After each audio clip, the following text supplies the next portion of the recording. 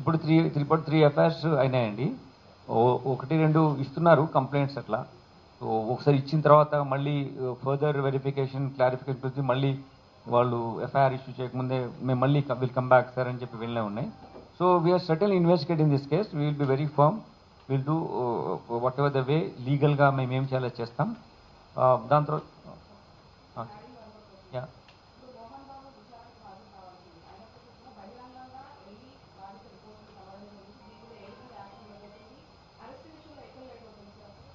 లేదు, అరెస్ట్ విషయం లేట్ ఏం కాదు. దాంట్లో మాకు ఇంకా మెడికల్ సర్టిఫికేట్ అవన్నీ తీసుకోవాల్సి ఉంది. దాని తర్వాత మేము ఆయన నోటీస్ ఇచ్చాము. ఆయన 24th వరకు టైం అడిగారు. Maybe out of is concern for him ఈ వెంట్ దేర్. దానికి మేము పర్సే మేము అగేన్స్ట్ చూపించలేము. కాకపోతే ప్లస్ ఆయన ఇంజూర్డ్ అయినాడు కాబట్టి ఆయన వల్ల వెళ్ళి ఉంటారు. కానీ చట్టం ఏ ప్రకారం ఏది తీసుకుంటే అది మేము తప్పకుండా చర్య తీసుకుంటాం.